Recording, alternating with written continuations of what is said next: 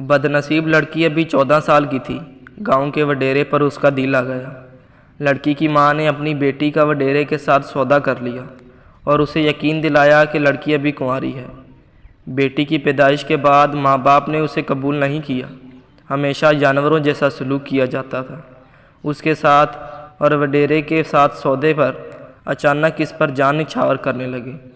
لڑکی اپنی زبانی بتاتی ہے کہ جب میرا سودا کر لیا تو شادی کی تیاریاں شروع ہو گئیں۔ دولہے کی طرف سے عروسی جوڑا اور دیگر تحائف وغیرہ آئے۔ شادی کی ایک رات قبل مہندی لگائی گئی۔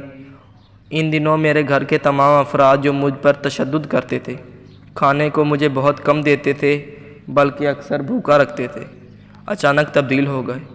میں ان کے سودے سے آگاہ تھی، چنانچہ ان کے رویے میں آنے والی تبدیلی سے دل ہی دل میں بہت خوش تھی۔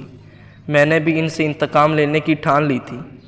شادی کا دن آ پہنچا اور میں بہت خوش تھی، شادی پر نہیں بلکہ اس بات پہ کہ میرے انتقام لینے کی گھڑیاں قریب آ رہی ہیں۔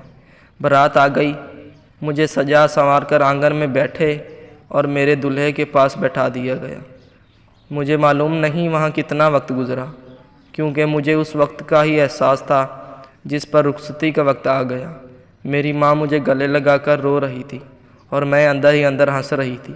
دولہے کے گھر پہنچ کر میں گاڑی سے اتری تو سامنے بڑی حویلی تھی۔ مجھے ایک گلاب کے پھولوں سے سجے ہوئے کمرے میں لے جا کر بیڈ پر بٹھا دیا گیا۔ کچھ دیر بعد میرا دولہا اندر آیا۔ میں نے اسے دیکھا، اس کی عمر 60 سال تھی۔ اس وقت میری عمر 14 سال تھی۔ اس نے شراب پی رکھی تھی۔ مجھے کچھ دیر اس نے کہا، تمہاری ماں نے ٹھیک کہا تھا، تم بہت خوبصورت ہو۔ وہ مجھ سے زیادہ رقم بھی مانگتی تو میں اسے دے دیتا، تم مجھے بہت سستی مل گئی ہو۔ وہ میرے قریب آیا، میرا دوپٹہ اتارا، پھر میرے زیورات اتارنے اور مجھے مکمل برہنہ کر دیا۔ میں نے کوئی رد عمل ظاہر نہیں کیا۔ اس کے بعد اس نے مجھے اٹھ کھڑے ہونے کو کہا۔ وہ میرے ایک ایک عضو کو آنکھیں پھاڑ پھاڑ کر دیکھ رہا تھا۔ وہ مجھے نہیں بلکہ اپنی خریدی ہوئی چیز کو دیکھ رہا تھا۔ اس کے بعد اس نے مجھے کھینچ کر بیڈ پر گرا دیا اور میرے اوپر لیٹ گیا۔ جیسے ہی اس نے میرے ساتھ مباشرت شروع کی، اسے معلوم ہو گیا کہ وہ جو چیز چاہ رہا تھا وہ مجھ میں نہیں ہے۔ میرا بکارت پھٹنے سے نکلنے والا خون نہیں نکلا تھا۔ اس پر وہ غصے سے لال پیلا ہو گیا۔ کیوں نہ ہوتا، اس کی ساری سرمایہ ضائع ہو رہی تھی۔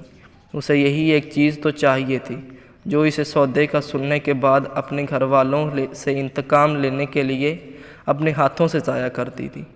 میں جانتی تھی اس کے بعد کیا ہوگا۔ یہ وڈیرا میری ماں کو جھوٹ بولنے پر سرعام تشدد کا نشانہ بنائے گا، اسی سودے کی رقم بھی نہیں دے گا اور پھر خاندان سمیت اپنے گاؤں سے باہر نکال دے گا۔